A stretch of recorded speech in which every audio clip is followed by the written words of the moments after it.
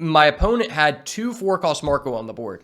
I used the 8-cost Katakuri to put one of his Marcos in life, and now he's at 3, and I used my 2 additional Dawn to Thunderbolt, killing his 4-cost Marco, and because I put him at 3 life, he just can't revive. And at that point, I am just a weekend Riz God.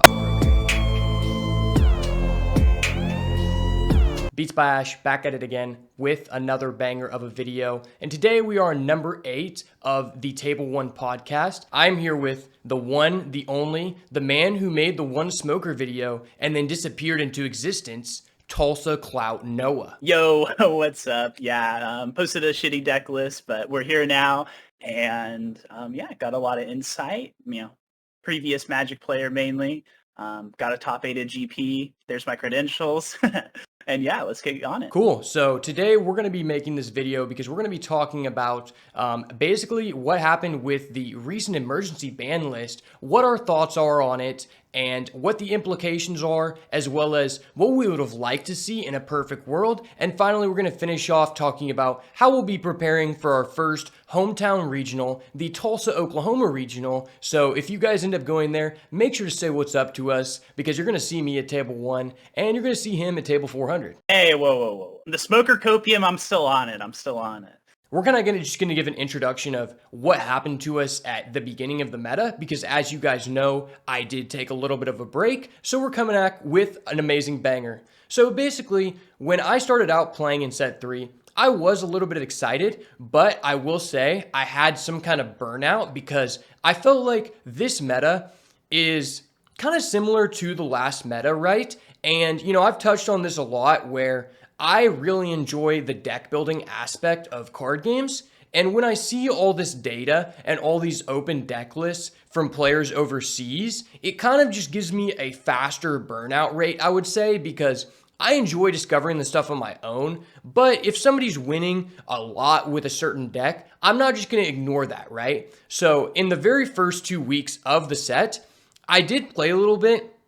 And part of the reason why I got a little bit bored is just because I feel like I figured out that Whitebeard is just quite a bit better than every other leader in the game.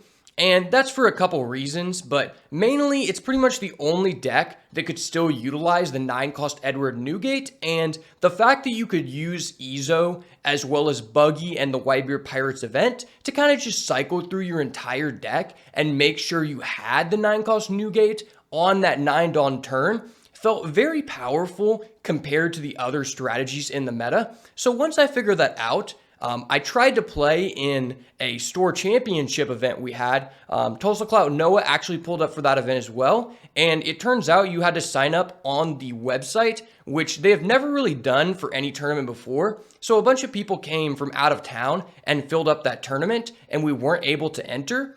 And so that kind of like constituted towards our break. I mean, he didn't really take a break because he's more casual, but for me, I just didn't have time to show up to these tournaments. And I feel like for me, I don't want to make a video just to make a video. I want it to feel like I'm putting a lot of time into the video and show that I'm improving from the last video to the next. And so I feel like it would be good for me to just put my mind towards other things. And I was actually working on a really big video going to a cosplay convention, and the full vlog is available on my other channel. I'll put that up on the screen if you guys want to see that. But then we got this ban list recently, and considering my main deck was hit, that kind of like interested me. So what have you been up to, bro? Yeah, I pretty much just, moved into my apartment first, so a little more life things I've been concentrated on, but recently been playing a lot of Street Fighter 6, getting competitive in that. As One Piece, really, I'm only here for the black. Like, I'm just trying to make the best smoker list possible. Most likely it's not going to be the best deck, but yeah, so getting on the grind on that at the moment. Yeah, and you switched over to another deck recently as well. You were telling me that you went to a couple locals that I wasn't able to go to, and you were playing Z, and apparently you did pretty well. You want to tell us a little bit about that? Yeah, 2-1 the first time I went with Z, and it was, the first time using the deck, so I wasn't familiar with the yellow matchup, so my first game was yellow and I lost. Just didn't manage my resources correctly. I didn't know like the play patterns, but the next it was our good friend Austin, and he was playing Katakuri, the only yellow deck, and I was able to I learned you just take every life hit. You can't afford to get big mommed, especially as a 4-life leader. Z is definitely weaker than Smoker, I would say, but he does have like a lot of good control aspects, and ISO is an amazing addition. If ISO was 7 cost, Smoker would be viable, but at the moment that's just kind of 2-1 2-1. But I do like Z is a fun deck to bring at locals. Would not bring it at a tournament though. You heard it here first. We're not spitting lies, we're just spitting facts, and that's why you came to Beats by Ash. But enough about that. Let's go ahead and dive into this ban list. So what were your first thoughts about the ban list? Yeah, so literally I saw Edward Newgate to 1, and I'm like, that makes sense. Like that is a hit that like I can sort of get behind. I'm a little biased because Whitebeard is actually a great black matchup, so that means just there's going to be more Zoros. And I saw Marco, and I was raising an eyebrow, like, what is Marco doing here on the list? Like, there's just so many other cards I would hit before Marco. And then Rad Beam, I agree with Rad Beam. The card was clearly too good with all the options Red has, but I would have preferred like a Searcher to be hit, maybe like a Dan, hurt the consistency as other decks just aren't as consistent as Red. I completely agree. So for me, I don't really feel that Edward Newgate is that too unfair of a card. I can understand why they would put it to 1, but in my opinion, I just didn't feel like it was as heavily utilized across all decks as something like Rad Beam. Because when you look at Rad Beam, it's easy to notice that the card has a very high win rate across multiple decks. It takes away a little bit from the deck building because we've seen Rad Beam be a staple in the Law deck, where it's really oppressive that you can go to 2 life very quickly, similarly to Edward Newgate Leader. The fact that you can go from 6k power to 10k power with 1 Dawn is very understandable to constitute that hit in my mind. But as both of us have come from Yu-Gi-Oh, what I will say about that is, a lot of people who don't have this experience may not understand this at first, but it is a little bit sacky to have like a 1-of. Back in the day in Yu-Gi-Oh, when you have the 1-of, it's like, okay, I have the 1-of Max C, which in Yu-Gi-Oh was a card that made the other guy pass his entire turn. And it's almost like, I don't know how you feel about this, bro, but I would prefer to just have it banned instead of at 1, because that's just a little bit like sacky. Like you go into a lethal situation, I'm pushing for lethal, and the other guy has the 1-of Rad Beam, and it's like, dang, he had the 1-of, it just feels bad, but I think it's a fair hit either way, better than nothing. And I definitely want to add on to that. I feel like they just kind of like copied Yu-Gi-Oh's ban list without, I don't want to, say putting too much forethought, but the thing with like Yu-Gi-Oh limits is like there's a lot more, specific searching in that, and especially if it's like an extra deck monster where you're going to access that every game. A 1-of makes sense because it's an effect that is powerful, but you only really want to have it be out once. Like if you can repeat that, it's just too powerful. Whereas Rad Beam, it's just kind of like those like those hits on like Maxi, as you were saying before, where it's like, bro, he just drew the 1 Rad Beam. Like, what was I supposed to do? I definitely would have 100% preferred to see Rad Beam banned. And then Whitebeard, can see maybe, like, if you want to specifically hit Whitebeard, maybe, and so we got Izo, so maybe hit him to 3 or to 2. Personally, I don't think he really warranted it, of course, but yeah, I would have preferred to see something like that with the current hits that were made. And then Marco, I don't know why Marco's there. Like, I understand that, like, a Zoro, is using, like, the Strawbeard package. But it's just like so many other hits that are just way more problematic than Marco. For sure. And one of the main reasons I don't feel like Edward Newgate needed to be hit is because I was talking to a friend about this, and personally, I think Whitebeard is a cool leader to have in the game because it just introduces a different type of play style, and it makes your opponent think in a different way. And when we look at like all the decks before these hits, the only deck that could actually use Edward Newgate consistently was really only the Edward Newgate leader, because you look at Zoro or Ace, and it's a little bit too slow, right? And what I was alluding to is I was talking to my friend and I'm like, okay, so in set 2, you had 2 variants of Whitebeard. You have the Strawbeard Pirates variant where you go first and try to see your Edward Newgate, or you had the Boatbeard variant where you remove that from the deck, you go second, try to take all of your life, and you try to, get big guys on the board, swing for one final push before you die.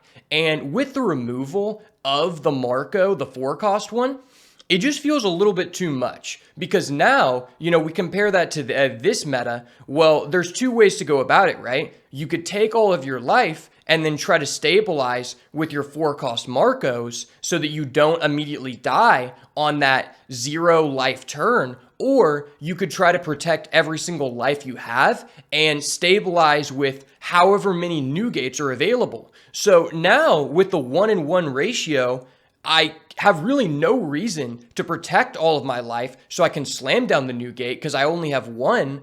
Or on the other side of the coin, I can take all my life and then I only have 1 Marco, so I'm sure to die, right? And with 5-cost Marco being at 4, I can't, compensate for that by playing like the 3,000 power blocker Whitebeard card, or like, Tony Chopper and stuff, because everyone can just remove that. And personally, in my opinion, I would have rather seen the other Marco be hit, because now it's kind of like there's really no reason to use the Whitebeard leader. And from like a metagame standpoint, that feels kind of bad. Like I almost just wish that if they were going to do these type of hits, I would just prefer them to ban the Whitebeard leader. Because really now there's just no reason to use it, right? Yeah, actually. And then, it's like, if the big argument against, banning the beard, like we were saying before, is like, just how every deck is just the same, right? Well, now everyone's just going to be on Zoro, like, and of course, as a black player, like this, this is doomsday ban list for me because Zoro's the worst possible matchup, and, Whitebeard was a decent matchup, like 60-40, just based on personal experience and preference.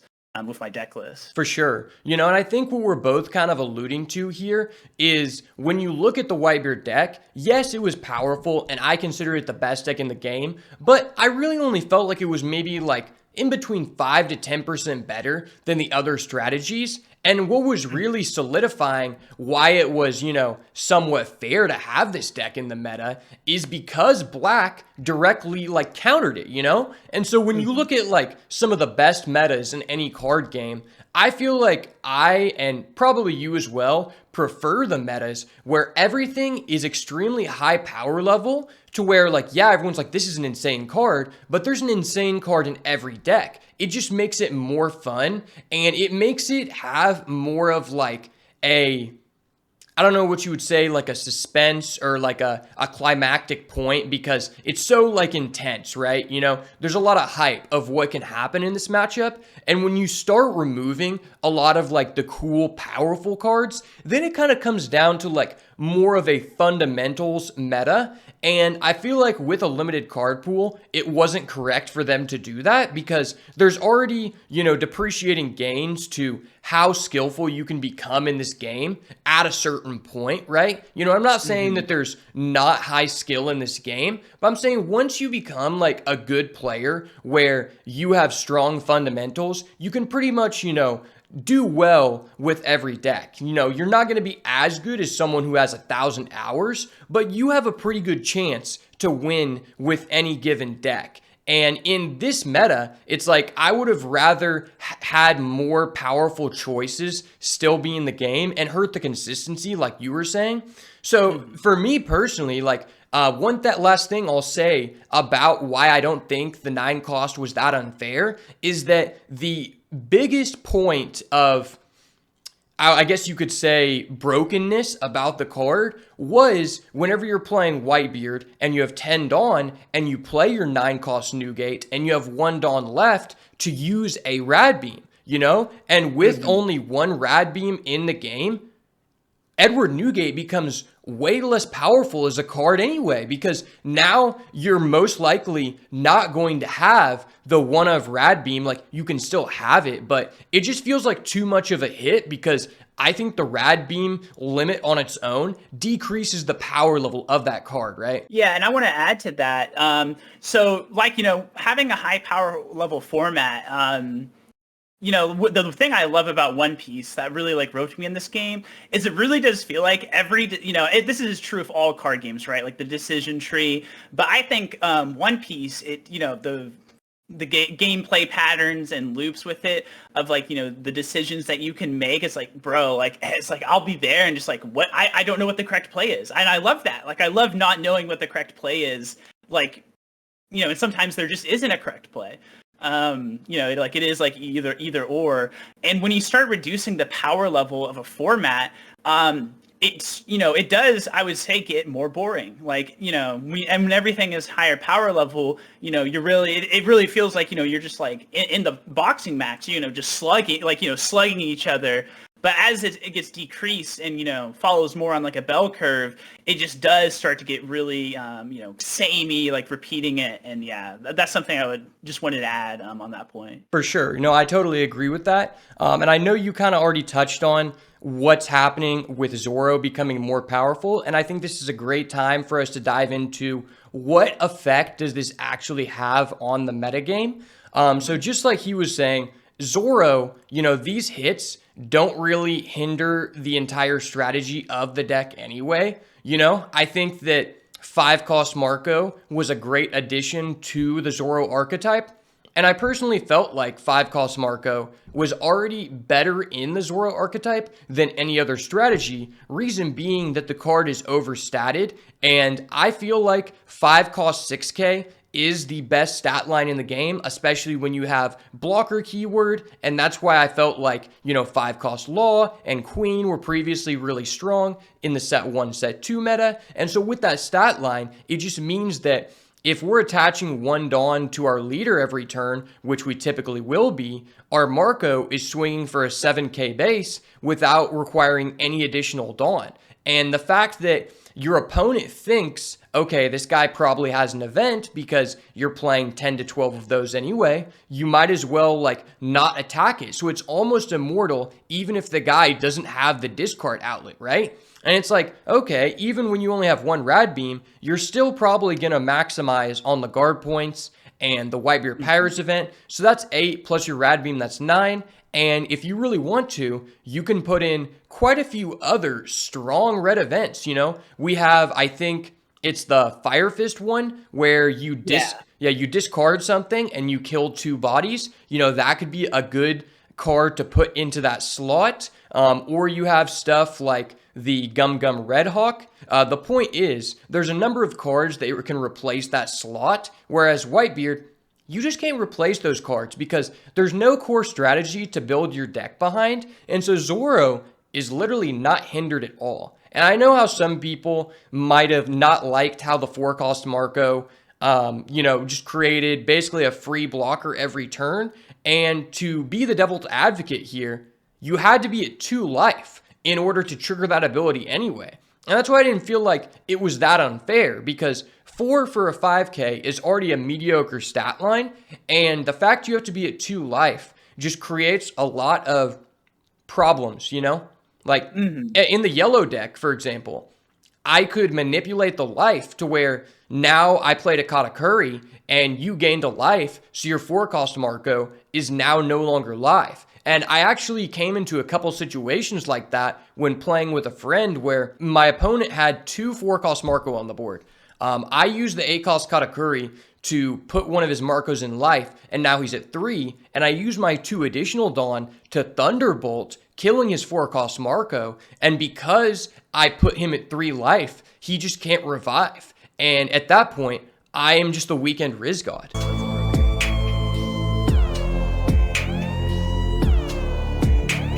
So yeah, with Whitebeard not being around, it's almost just like yellow has an insane matchup spread.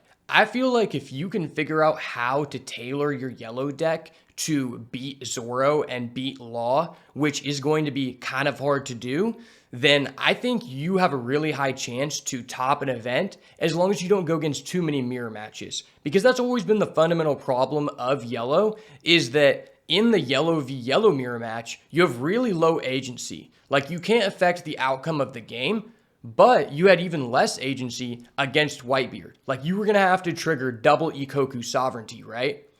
And it's like, I feel like versus Zoro, if you have like a lot of low drops in your deck, then it's still going to be very strong. Like, you have a good chance to win. Like, I almost feel like if you get an early Sparrow or Charlotte Cracker trigger versus Zoro, then you have a fair chance to win. And so that's why I feel like going forward, if you play stuff like Peckham's and maybe reduce the amount of copies of the 4-cost 6K vanilla that was in there for Whitebeard, you know, it's a very strong deck. So I feel like yellow personally is one of the best decks in the game now.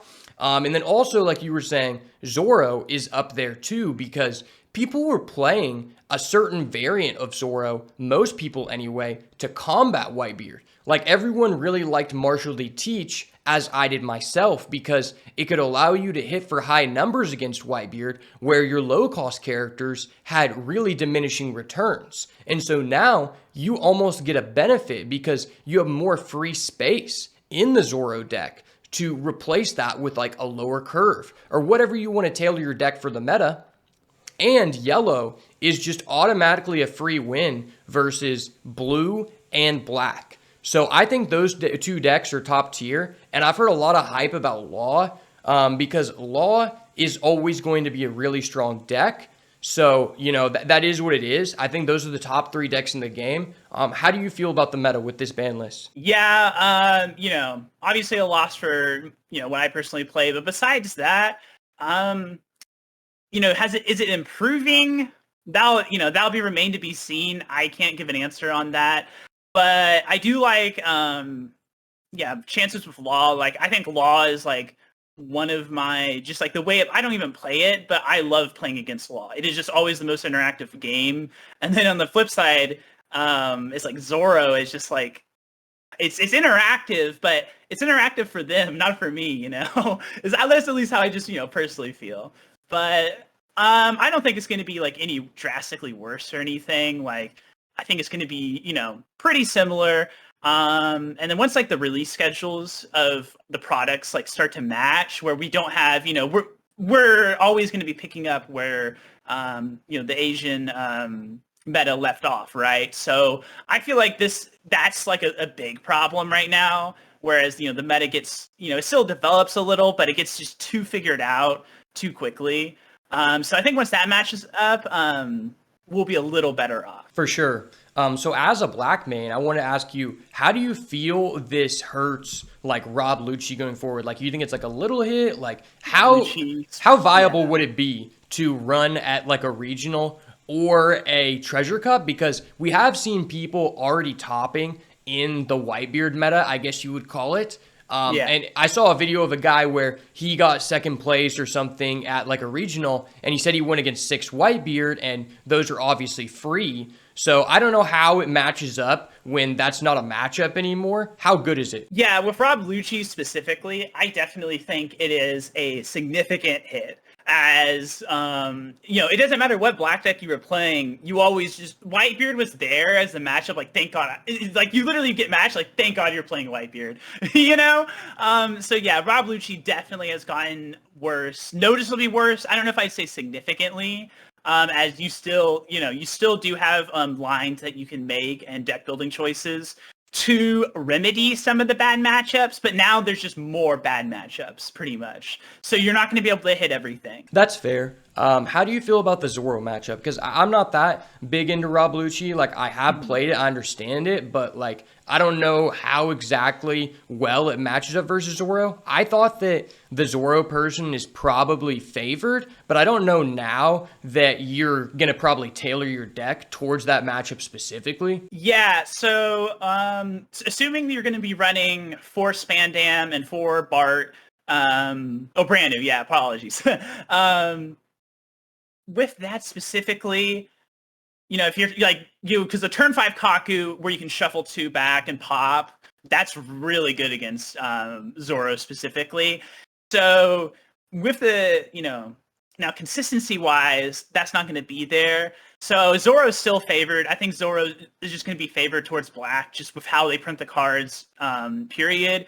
But I don't think it's something you have to oh, I'm not playing black because of Zoro. No, it's not going to be anything like that. I think it does, does get a little worse for it, but the matchup I'd probably say is just similar, like 60-40 Zoro favor, 70-30, depending on the build, the choices you make, that does change how the matchups will face. Now, let me ask you this. Does that depreciate the reason to run Isho? Because I know that Isho was always a guaranteed discard outlet against Whitebeard because the guy's drawing 2 cards. And in my experience, every time I played yellow, I made sure the guy never let me have more than 6 cards in hand because I'm already aggressively countering out anyway. So it made it a dead card in the matchup. And with yellow going to be seeing increased play, do you think that you still need 2 Isho, or will people run less of that card? With Isho specifically, that's a tough call. I don't think I think running with no Isho is correct. And I think running the 1 to 2 Isho, that could be correct also. I couldn't give it a definitive answer, but if it mainly is like a matchup thing too. Like if people are, with regionals, there's a lot of people that come in and they're not going to be, keeping their hand size below 6. But I definitely think cutting it is probably going to be more common than keeping the Isos in. But it's still a very good card by itself. So I think it would be personal preference and how you build the deck. And then by putting Iso or removing it, you're just changing the matchups that are good or not. For sure. Now let's kind of head into what we would have liked to see on this ban list. Oh, wait, actually, before we leave this topic, I did want to state that personally, I am really excited that there are changes in general, even though it hurt my main deck. And the reason being is what he just brought up about how it would solve a lot of problems if we were caught up in terms of product cycles to the Asian meta, because, I enjoy the deck building aspect. And I feel like now with the meta being, I guess, less solved, there's a couple of opportunities for you to come out with a deck that may have not been shown in the Asian set 3 meta. And for me personally, I am really excited about that, Yeah, no, for sure. Agree on that. Because I see a lot of people posting guides on Twitter, or people who even translate tweets to see what people overseas are doing. And it's not terrible, but it is something that it creates a higher burnout rate for people like me, right, who enjoy the deck building. So it's not necessarily hurting the game, but it is making it to where I'm less driven to be making content or, actively playing as much as I would be if there was nothing out there, because I don't want to play and practice with something that I already understand how it works. Like if I'm playing at locals, I'm training for these tournaments unless I just want to have fun, which isn't even an every time thing. So the way things are now, I feel pretty driven to try out things on my own and also give you guys information about what I think has been working, because, that's kind of the direction of my channel, is to provide people, realistic information of strategies that actually work. And I don't like to make things about what other people have already talked about or already done, because even if you didn't watch theirs and you watch mine, it's just a repetitive cycle. You see a lot of people posting about set 4 deck and stuff because they already ran out of ideas because they're just posting things to post things, right? And that's not what I'm trying to do. But enough talking about that. Let's go ahead and dive into what we would have ideally liked to see in a perfect world from this ban list change. And I'll go ahead and start off with you. Yeah, so first, I don't know if they would be doing erratas or not. I don't know if that's something they want to, take. But my big thing is I want to see, this is a little personal because this is my worst matchup, but I do want to see Zoro restricted to only giving 1,000 to Straw Hats. I think that'd be something very beneficial for diversifying the red leaders specifically. And then considering on the numbers and how things change, I don't think yellow should be hit at all, but I would like to see in the future, if it does become a problematic, with, just homogenizing the meta, maybe like even 3 big mom 10 cost, or, 2, I don't know the exact numbers, of course, but that's something that I would like to see in the future, if they do decide to implement that. For sure. I think we can all agree that if enough people are playing Big Mom, that it does become a problem, because it is a little bit sacky when the other guy goes back to back Big Mom, because it feels like you have no agency, right? But on the other side of that, it almost feels like yellow is its own problem of its own, because, you can complain about yellow as much as you want, but the person playing yellow is taking a big risk, because when they go against another person playing yellow, they have no agency of their own. So it's kind of like hard to balance, right? Because especially since the searcher looks at top 4, I'm not sure exactly about the math, what would be fair about, the 10 cost Big Mom, like being put to 3 or 2. That's not something we're going to get into, because that's some big brain shit, and we don't do that over here. We just get dubs. No. But personally, I would have liked to see, potentially, if we're talking about erratas, Ezo errated to say that you can add a card from deck to hand that is not Edward Newgate, say like besides Edward Newgate, so that you could have the 9-drop in the game, but it couldn't be searched, because realistically, that's what the problem is, Yeah, Dan finding Ezo finding Whitebeard, is like, bro, you just got so much advantage from that. Yeah, or Buggy finding Whitebeard Pirates, finding Ezo, finding, 9-drop. Like, there's just a cycle of how you can go through your deck multiple times per game, and previously that was reserved only for Law, and that required setup to do. So while that is very overpowered to be able to go through your entire deck when no one else can, at least in Law, you had a couple turns to stop the guy from accomplishing that cycle. Well, in the current situation before the bans, it's just like, the guy can go turn 1 Buggy, let's say he's going second. Turn 1, Buggy, Whitebeard Pirates. Turn 2, Ezo, Buggy, or Ezo, Whitebeard Pirates, or even to Dan. The fact that you can use a searcher to add a different searcher is honestly just really irritating when that's not how it is across all colors, Yeah, it would be nice if everyone had it. Like, if everyone had it, it wouldn't be as big as a problem, because we're all doing our broken thing. Yeah, I would actually prefer that, because that would kind of create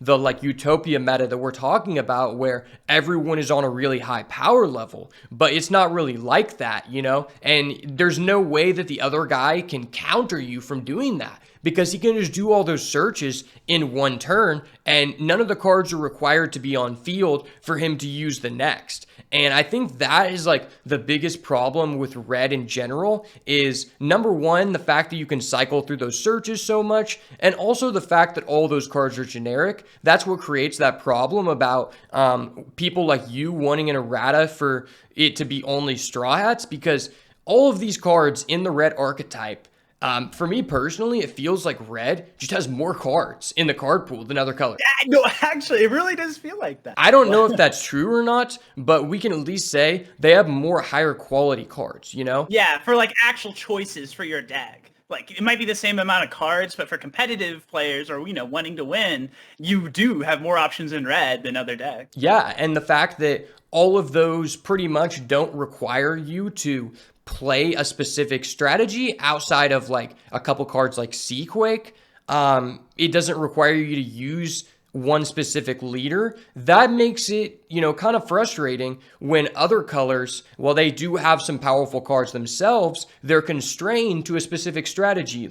You can't really use Warlord cards outside of Doflamingo, for example. You can't use, a couple of the Kaido cards without using an Animal Pirates leader, and it's just not like that for everyone. And then you combine that with the fact that most of the 2K counters in Red are extremely playable if they only had 1K counter, they're worth putting on the board, like Otama and Makino, And then we compare that to the other colors, and you have a strictness of what you can put in your deck And most of the 2Ks, more often than not, are cards you want to hold in your hand, and you may never consider even playing them on the field unless your hand is just trash. Right. Yeah. That's very apparent with red on that. I'll read my 2K, and it's like the thing we got recently, Khalifa. She's an amazing 2K. I've played her multiple times, as the forward for that draw 2, discard 2, -2 level. But then it's like you look at like Tusuru, or if that's however you pronounce her. It's like 1 cost -2, 0 power. It's like I'm looking at red and looking at my one. I'm like, okay, something's different here. Okay, corporate needs you to find the difference here. Like, yeah, it's messed up. For sure. And, to even go further on that, while Khalifa is a good card, we can at least say that's like the first one that is strongly agreeable that you might want to play this more often than not. And on top of that, it requires you to have other cards to utilize that deck. Like, let's say if you're playing the all navy version and you just have her in for a 2K. Well, it's not as beneficial because you don't utilize the trash, right? And also, she's a card that most of the time, if you're going to summon her, you're summoning her off of a Bleno effect or an Air Door, which are cards that you have to play all together to make them work. So it's like if you're not utilizing those specific cards, or maybe you're playing Smoker, you are basically almost never going to play that card anyway. So there are even more constraints on top of that just being like a medium level card. And personally, in a perfect world, what I would have liked to be seen hit is probably the 5-cost Marco instead of 4-cost, because, I could honestly see 5-cost Marco being banned instead of anything else being hit, Rad Beam plus 5-cost Marco. And the reason why I could see it being banned is because it's just a higher stat level in the current game state compared to all other cards. And when you think about 4-cost Marco, the only reason why it could be considered irritating is because you have so many strong power level Whitebeard Pirate cards that can go into any deck. And if we eliminated a card like the 5-cost Marco, then it's less of a payoff to be using the 4-cost Marco, because now you're hurting the amount of good Whitebeard Pirate cards that can go into any deck, whereas someone like Edward Newgate or Ace would be more inclined to utilize that because they have a wider variety of high power level Whitebeard Pirates cards. And, I feel like it's kind of unfair that you can use these cards that were intended for this one leader in Zoro, and Zoro kind of like is making those cards feel more unfair than they actually are. And on top of that, I would also feel very comfortable if Buggy was banned or limited to 1. And this might be a hot take, but I think a lot of people think that card's fair. On a base level, it's not even that it's so much higher power level or the implications of it are insane. It's just the fact that you just get additional benefits that other cards in that category do not have. And I personally do not like that. We look at the set 2 meta, the set 1 meta, where you're playing Zoro. You're playing Sunny-kun because of its stat line and its keyword. Well, with Buggy, you get the benefit of the stat line, but you're also getting a search. A look at 5 search has been extremely strong so far in this game. Almost every look at 5 search has been extremely playable, and it is such a broad search. You can use it under any leader, even though it may not make sense all the time. While his keyword does not make him searchable by, a Nami or something like that, his cost does make him searchable by Dadan. And that's where you start double dipping into how unfair this card is, because if you're playing Zoro, 3K power characters are already pretty premium, because even if you missed with Buggy, he is just a 1 Dawn investment to make him a 5K natural attacker. And with Whitebeard being banned, basically, it makes him more unfair because now you don't have to get him to 6K. So 1 cost 3Ks are even more powerful because it's one less thing you have to worry about. On top of that, the slash keyword, I just find out more and more every time I play that keyword is The most used. common. It might be the most common. Don't quote me on that, Yeah. but I feel like more often than not, every deck has one slash character. And the fact you can be hit by leaders and not die is even more just unnecessary. We look at another card like the Smoker. The 3-cost one, yeah, is and yeah, it'll be on the screen. But yeah, one Dawn can't be battled but except by special characters, so leaders can attack it. I like the fact that the Buggy can't be attacked by a leader is bananas. Like a slash leader, that's utterly bananas. It should be exempt from that, based on the standards that have been set. And then yeah, Buggy to me, it's literally a 1-to-1 comparison of Deathrite Shaman and Magic. It's a 1 cost that has 2 or 3 different effects. 3, sorry. And it's like it's generic. You slot it in, and it's like, okay, my job's done here. Like it's like, yeah, 4 Buggy, put it in, we're good. For sure, and one comparison I've found is that most of the cards in the game that have multiple effects on one card are more often better than not. And having multiple effects on one card, in my opinion, typically across the entire card pool, has been compensated by a lower level stat line, Or no counter. Yeah. So well, he has no counter, but it's the fact that he's a 1 cost that makes it to where having no counter is, I think, less of a detractor from the card than what the company actually thought would happen to it, right? And so I feel like he should be a 1 cost 2K, if that, because this is also just a card that I feel like as the game progresses going forward is going to become even more irritating. Just being able to search for any event, that is very broad. And it's already in a very strong place right now. So even though it wasn't hit now, I think it will be hit going forward in the future. And also I could see Curly Dedan being hit. I'm not exactly sure what ratios should be set on each of those, but I will say it is a bit obnoxious. And if we're not going to completely errata the Zoro leader, then some of those cards that just promote you from just spamming and being thoughtless need to be talked about, or they need to be adjusted. Or give other colors. Like if every other color has it, we'd be good too. Yeah, like it almost feels like purple is being pushed out of the game.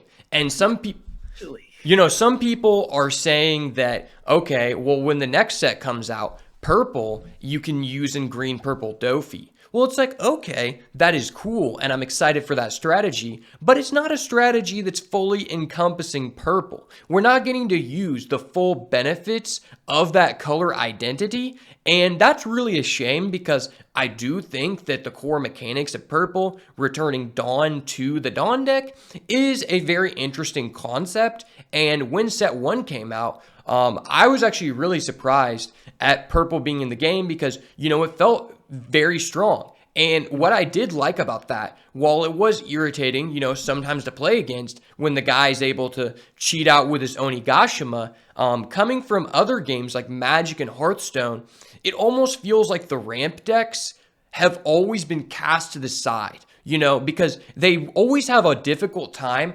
balancing how ramp can be fair and how it can't be too powerful, and it's like, even in Magic, typically there's only one deck, Tron, if you're familiar with that has ever been like a extremely viable ramp deck for the most part. Obviously there's exceptions, but that's only available in a few specific formats, right? And so it was kind of crazy to be in what you would maybe consider in this game a standard format, since we've only got a few sets, to have a viable meta contender ramp strategy. I actually really like that approach, and I would have liked to have seen them done more with that thus far in the game, but it doesn't look like we're getting to do anything with that in the near future. Yeah, and purple fixes a big issue ramp has, is where your ramp cards just don't do anything, after your max. But with the minus Dawn mechanic, which I really like, there's a lot of thinking with decks on that. It's like, ramping becomes important again after you, let's say, you minus a bunch of Dawn for a couple effects or maybe one big effect. And then be able to ramp that back out. So next turn, or maybe in 2 turns, you'd be able to stabilize back to, 10 Dawn. I think that's just a really cool feature that is just not, or, cool feature, mechanic, etc., that is just like not really viable to do. And that's a real shame. Yeah, for sure. I definitely hope that they make some changes with that in the future because, it is a pretty cool thing to have in this game. And I never really thought about that. When we go deeper into the multi-purposes of the ramp cards, I feel like in no other game have we seen a ramp strategy like this. I may be wrong, but where you have the counter mechanic, where even if like you are maxed out and maybe you don't even have a usable like minus dawn effect, which, most of the time you are because you can leader ability and stuff. But we also have this other side of the coin where if we are maxed out and there's no reason to use a minus dawn effect, a lot of the cards we can discard from hand to use as a counter. And I think that's a very nice way of balancing a ramp strategy in the game. And I think one thing that falls a little bit short from them, cucking this archetype is also that it feels like, of course, yellow has its own identity of being variance based, but it almost feels like the power structure of yellow kind of cucked purple to where even if purple was stronger than it started out, yellow replaces it currently because you're using that same value of a ramp strategy because yellow started off with such great bombs like the 7 cost, 8 cost, and 10 cost, but you have a really strong early game as well. So it's almost like you get to run the ramp big bodies, the payoffs, without having to generate a cost. And that makes it difficult for me to think that they could push mono purple back into the meta, right? Yeah, no, cards would have to be printed like, mono, like specifically to purple. Like I would like to see something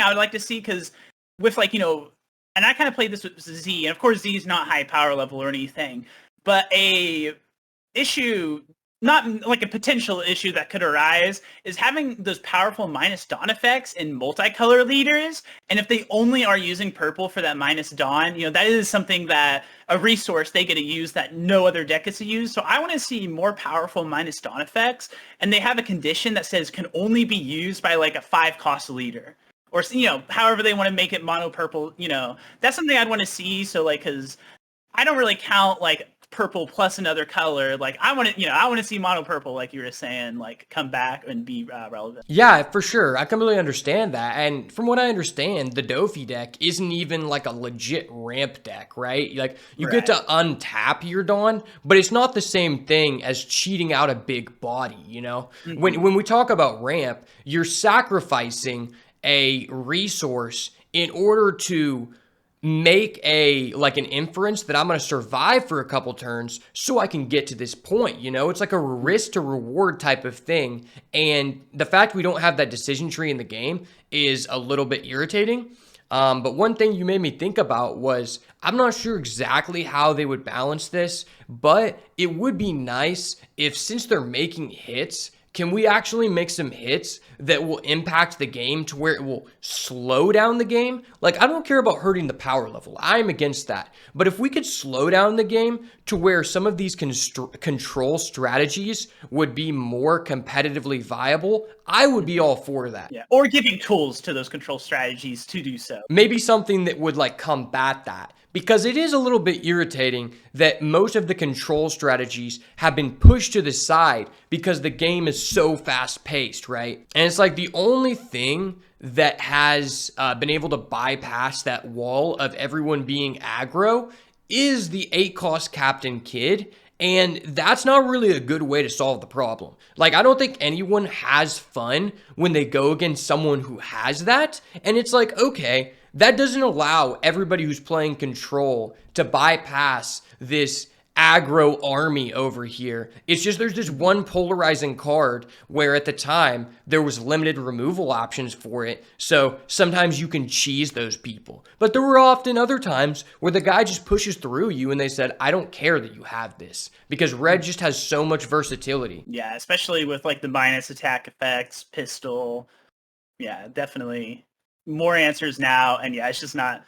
Yeah, nobody likes floodgates is what we would call them in Yu-Gi-Oh, effects that just prevent you from doing something. Stacks and Magic, yeah, they don't want to see cards going in that direction at all. For sure.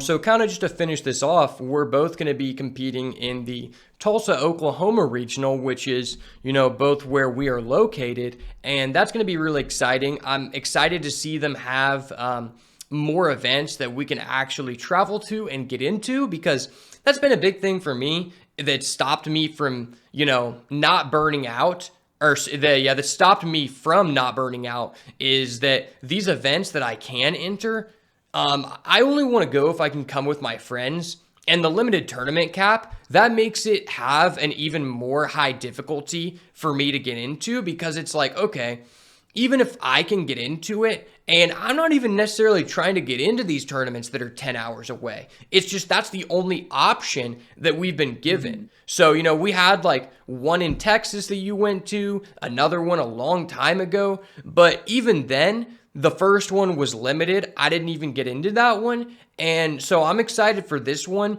to be within range where we can actually pull up with all of our friends and compete. Exactly. So I kind of want to touch on like what we're going to be doing to prepare for this, like what kind of ideas we have coming up. And I'll have you start off with telling us like what decks you're considering and what you think is going to be good. Yeah, and just so you, for those those who know, I am a Black loyalist.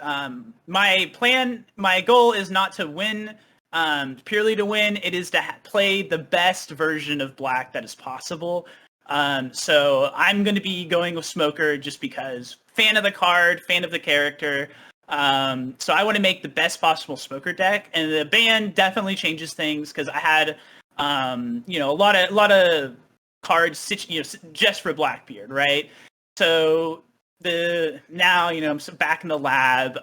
Been trying. I have a going first version and a going second version. Usually Black goes, you only goes second, right? Borsellino, Sakazuki, but I do have the technology there, and just need to have it updated for Yellow. Pretty much is what I'm currently working on. But yeah.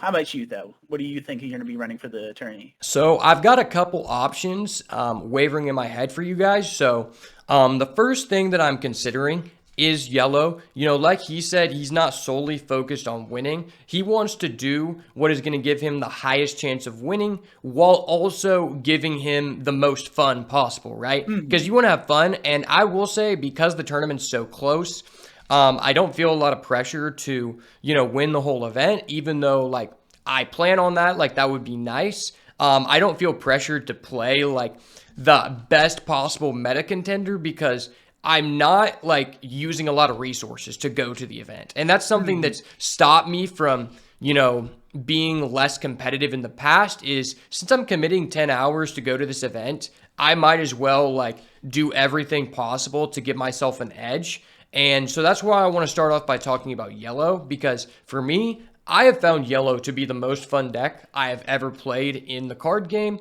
It gives me similar vibes to when I first started out with Doflamingo before like everyone hopped on and there were like a lot of mirror matches. It just feels like a different way to play the game, and I feel like it has the least amount of repetitiveness because the variance in the color's identity creates a unique game almost every time you play. And there's going to be people who are going to say, well, you just 10 cost Big Mom, 10 cost Big Mom every time. And I'm like, okay, well, the thing about that is, in some matchups, I can't even afford to play the 10 cost Big Mom. Like, for example, against Zoro, I already know going into the matchup, I can only afford to play one at most. So most of the time, whenever I would win with Yellow versus Zoro, I didn't even play 10 cost because you're sacrificing the ability to defend yourself on the next turn. And even if you can't, you're indicating to the other player that you will not be able to use a Koku sovereignty. And that gives the guy a really high chance to push for game, especially since people are not going to be tailoring their deck to beat Whitebeard. I think Yellow is just in an amazing position. Whitebeard was the one matchup where I felt like you had to hit 3+ triggers in order to win the game. And there will be some people who will say that like you just can't win it all, but I think when going forward, Yellow is insane. I'm going to be tailoring my deck, if I do go this route, to beat Zoro, because I feel like that's going to be the most popular one. But also, Law is the other big meta contender I kind of want to touch on. I think the most represented decks at this tournament are going to be Zoro and Law, and I think if you can make your deck to beat those, you have a very strong chance at winning the event. But what I will say about that is, I've learned this from experience. Because, like we talked about in the beginning, you can win with almost every strategy. You have a chance to win. Every tournament I've been to, for the most part, it was fairly diverse. And that may not have been the case in the beginning of this meta because everyone really, really liked Whitebeard. But I think in every other instance, I went against a variety of decks. Like when I played blue, I thought I was going to play against a bunch of Whitebeard. I only played against one the entire event. And I think in this situation, that makes yellow amazing. Because while it is not the best versus Zoro, I think if I tailor my deck to go against it, it can be a 50-50 matchup. A lot of it comes down to if I can win the die roll. But the other matchups are what makes yellow so intriguing to me. So the blue matchup, completely free. Personally, I think with the current black iterations of the deck, that matchup has also been completely free for me. Now, if people change their decks, that may differ, but I think you're always going to be favored because it doesn't matter if you use your single target removal on me. If I'm using a Big Mom, if you remove the Big Mom, it's going to require minimum 2 resources from you. And on top of that, I just gained a life. You lost a life. I got the impact that I was looking for. And as long as you don't have like 4 blockers on board, I have a fair chance to end the game. So black has always been fairly strong with the build that I use anyway. So you have a free matchup in blue and black against green, also free. Yeah, green really got pushed out. Yeah, green is just completely pushed out because of yellow. And then, if someone does play purple, I'm going to clap them anyway. I mean, you could say that about any deck. Against Ace, I think it's also extremely free. Just because Ace can't apply as much pressure as Zoro. And that's where the deck is really missing because it all honestly depends on how much counter you open up in your starting hand because you have a certain amount of cards that have no counter that are dead in the Zoro matchup. And usually in any other matchup, that was not a problem because I'm going to play those from my hand anyway. But it typically comes down to how much counter can I open up with.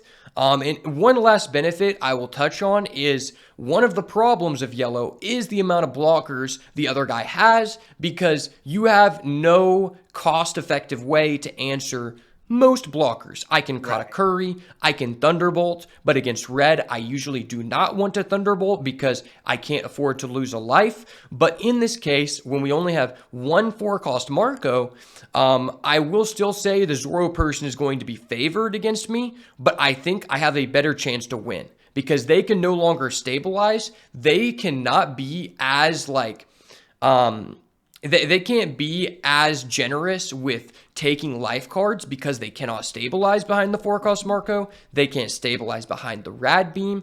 So I feel like I'm a little bit more edged. And I feel like with the way that I'm changing the deck, I can probably get it up to around a 45% chance, maybe close to 50 to beating Zoro. And if I'm able to accomplish that, I think I have a strong chance of winning. Because while I do think Law is a bad matchup, I would also argue that Law is not as highly played as everyone thinks because there's a lot of people who always say you shouldn't pick up Law because you can't learn this or you don't have enough time. And personally, I don't believe that. I think honestly, if you have good mechanics, it's not that complicated. They kind of just like to scare away people who have no card game experience because the people who are brand new and started with this card game, even if you're good, they don't understand that any other card game is way more complex to be competitive and to top an event. So if you can play the worst deck in Yu-Gi-Oh!, the simplest deck,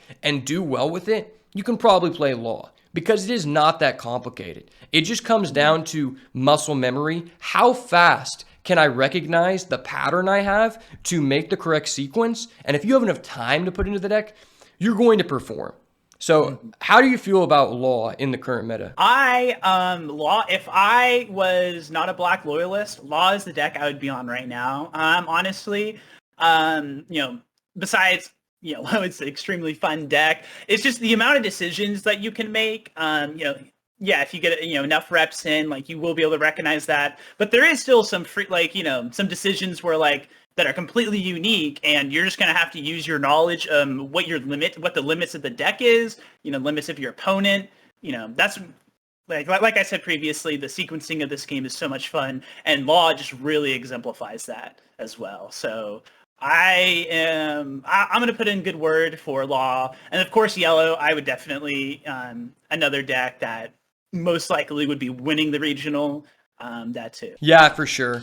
And my other take, the other decks I'm going to be considering, like we said, Law is very powerful. I am considering playing that. I guess the advantage to Law, like he said, is the amount of outplay potential, the amount of agency you have on the game. With Yellow, I would say if you understand the core mechanics of the game, you have little agency beyond that. It ultimately comes down to matchups and how high skilled the other guy is and experienced in the matchup, whereas Law is the opposite side of that coin.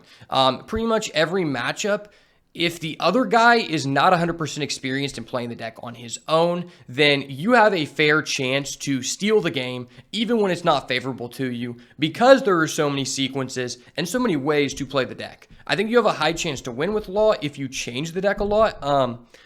Because I think people can't really expect what you're going to play, because we said red has the most access to options in the game. Green, you know, probably second contender or third contender. There's a good amount. There's a good variety where, like, there's cards you don't know if there is in their deck or not. And also, Law mirrors are, like, extremely fun. Like, it really is, like, it feels like the battle of wits, and, like, that is 100%. Well, obviously, it's a card game, not always 100%, but it's mostly, like, completely skill derivative. Yeah, I can agree to that. I will say sometimes, like, one thing that makes me not want to play Law as much if I'm expecting a ton of Law people is, I will say in the mirror match, you can get into situations where, yeah, there is a lot of skill, but sometimes if the guy just opens a better hand than you, then you don't have a chance to get to those turns to make those decisions. Like, for example, if the guy has a Vista and he basically uses the Vista, bounces it back to hand, Vistas again, then he just stopped you from ever being able to get 5 characters, and you just always have them, so you can kind of just win in those situations. Yeah, if he gets online way quicker, yeah. Yeah, like that can be a thing, but for the most part, I just don't think that many people will play Law. Yeah, it's popular, but especially with people wanting to try new things, you know, every deck has a chance to be, you know, somewhat competitive. You can do decent with it. And that's what stops people from all being on one specific deck. I don't even think too many people were on Whitebeard this set because the black is a counter, you know, and that's what didn't really warrant as hard of a hit. But in general, I would like to test around with maybe taking out some of the cards that were angled to beat Whitebeard. You know, a lot of people liked the starter deck Zoro that went base 7K with a Dawn investment. That was pretty good, you know, to go against Whitebeard. And you also have the Restand Law. I've never been a fan of 4 Restand Law because that card's really good against Whitebeard. You hit high numbers, but I like to have more options in my deck to choose from because I always feel like more options create more lines, which creates, you know, more agency, more wins. And you have the means to actually cycle through the deck to find those toolbox options. Yeah, we were actually just talking about this. I feel like an 8-drop kid could be viable in the deck because one of the biggest reasons not to use that card was the 9-drop Whitebeard. Because now they can't really answer it as efficiently. And I'm sure that you could argue one 8-drop kid could go in the deck because in the matchups where it's dead, you have so many supernovas, you just bottom deck it, and maybe you don't want it early. If you keep track of how many searches you could use, you could potentially get back to it and know when you can do so. So that's another option. A lot of options to Law. If I was trying to be as competitive as possible, I would really be considering that. In terms of Zoro, a lot of people may feel like Zoro is the best deck, and I can understand why.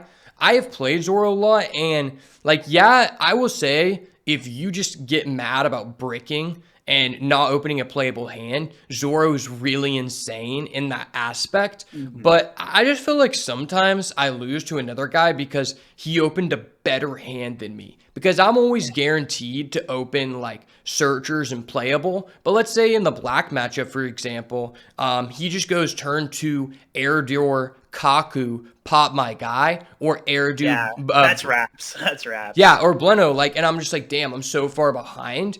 And that's why I just don't really like Zoro as much personally. Like, I think it's very strong. I tried to make it my main deck. I just was not having as much fun with it. And I don't think it's as decisively like the best deck as other people like to think. And so that's where I'm like, I don't know, because it's just something about just going 5-5-5. It's just not very fun or enjoyable for me. Like, because it almost feels like I'm doing like 5th grade math instead of like playing the game. Because like, yeah.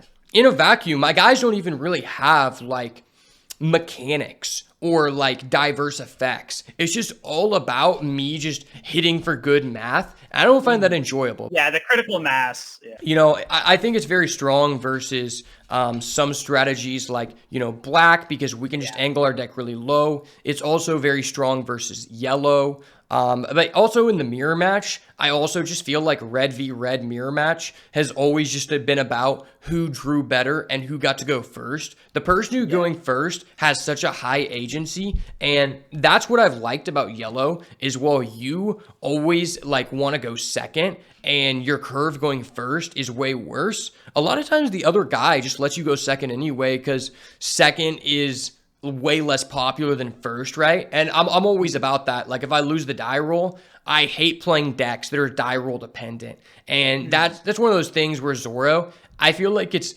more die roll dependent than most, especially in the mirror match. So that's kind of pushing it away from me. So the last deck that I'm potentially considering for the regional would have to be the red ace. At first look, you know, you think that Ace might not be as powerful as like Zoro because you just don't get as much value from all those low cost generic cards. But what I think that makes Ace set apart from the rest is the amount of versatility that you have in your deck choice options with the removal. I think it has the most premium removal out of almost any other leader in the game. And I think if I was able to go against only Law and only Zoro in a perfect world, that I would win the regional. Because I feel like with the list that I'm currently working on, I can always stop the guy from developing in the early game. My only disadvantage from playtesting is that you don't have a lot of good late game, right? So you have access to Ace, the 7 cost, and obviously it's a very strong card,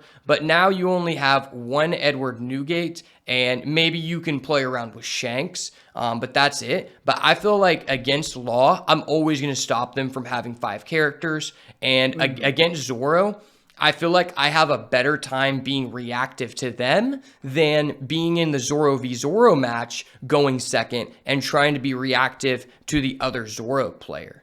I think Seaquake is especially very, very powerful because, you know, you have a lot of power reduction in the deck in the form of Otama and a couple other things. But on top of that, if Seaquake is ever not applicable, like let's say in the yellow matchup or the black matchup, probably not nearly as relevant as others, you can just discard it as a counter. And to me, that's something that I'm noticing about the way the meta is shaping up, is that low cost removal in Ace could be very strong. On top of Fire Fist, a card that a lot of people felt was very high impact in the beginning, but because against Whitebeard, it felt like their bodies are too big, it's not worth the cost reduction. I think this could shape up to be maybe potentially the most powerful red strategy because you also get the most value out of the 5 cost Marco, being that you have more room to play events than other characters. I mean, you have more room to play events than other leaders such as a Zoro, right? Yeah.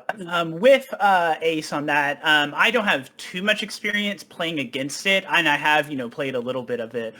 But first off, the stage, that kind of card selection is just always going to be amazing. And then, like you were saying, turning your events, which normally are going to sit dead in your hand if you're playing like Zoro and you can't I don't know what event you'd be playing, or yeah, it limits you from putting some events in, and just being able to turn those into counters is just amazing. Let's say you have a Fire Fist, right? And you're in Zoro. Yeah. Then you have to have another event to discard that. Whereas in Ace, you don't have to have another event. You just discard it for counter, right? I think that's one of the biggest advantages, obviously, to Ace. And yeah, I don't have too much information on it, so I can't like say definitively if it'd be good or bad, but I definitely know it's not bad. Are you familiar with the event Flame Emperor? I hadn't used it against me one time, but I'm not familiar with the exact wording. So it's a 7 cost that says KO something with 8,000 power or less, and then I believe your leader gets double attack this turn, and I think you also get like a power buff. I think your leader might get an additional power. I'm not exactly sure. But I do know that that card could be more meta relevant now with the nerfing of the 4-cost Marco, because you think about that card was not as good and most people didn't play it, because if you did get double attack and you KO'd one of their guys, well, the guy could just use a 4-cost Marco, block your leader attack, and then you wasted 7 Dawn. So my first thoughts are that could be a good include into the deck, right? Yeah, I know. If that's what Flame Emperor does, I play Smoker. A bunch of my cards said can't be KO'd by effects, so the guy was kind of just sitting there looking at me. But yeah, I know that's a powerful effect, and Whitebeard is obviously preventing that card from being able to be widely applicable. So yeah, I like Ace. I like Ace. I have to do a little more research, a little more play testing. Yeah, I mean, and even like the Isho, if I have a power reducer, like I have a Otama, I'm killing your Isho, right? And I think like that hurts. Yeah, if yellow is even more highly played, well, I can use that to kill your Katakuri, or maybe I have like a really strong power reducer and I kill your Big Mom. If I'm able to get into for double damage, you might not be able to play another Big Mom because now you're at 1 life and I could kill you next turn, right? Right, yeah, exactly. Yeah, so I mean, those are probably the decks that I would consider messing around with. If you weren't a black main, would you consider any other options like for this event? I know some people really like blue. Yeah, like I said before, Law would be if I wasn't a black main, I'd be on Law right now. And then if you had to make me choose the second deck, I would probably, I do like yellow. Yellow's probably be my second choice on that. And then Ace could be there, just, not too experienced with it. For sure. I feel like Ace, in my opinion, probably just has the biggest area for deck building. That's why I'm kind of like interested in trying out. It's not that I like really love the deck, but I feel like if you like the color red, like you just actually like it and you don't like that the cards are just broken and that's why you're playing it, the Ace is like a really good deck for you because you actually have like a lot of agency in the deck building, with or without the ban list. I would want to say before we go, on the Ace, I was at locals and there were 3 people arguing about the ratios in Ace. Like nobody agreed on it. And I love that. That's amazing. But yeah. Yeah, for sure.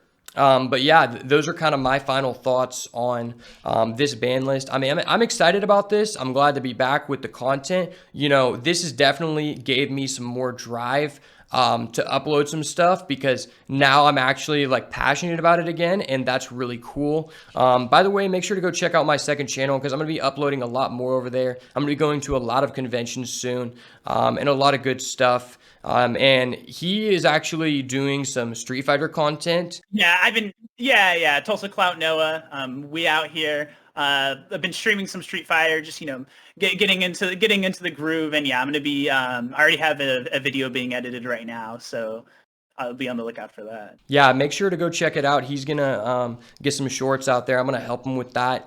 And since he's in Street Fighter 6 now, he's no longer complaining about all the laggy opponents based in Mexico. Yes, actually, like Street Fighter 5, the netcode was just trash, and it's like, pressing a button and seeing the button come out, like it just changes your life. For sure. If you guys are headed to the Tulsa Regional, make sure to say what's up. If you got this far in the video, thank you so much. And as always, if it's not the goo, it's got to go. Peace.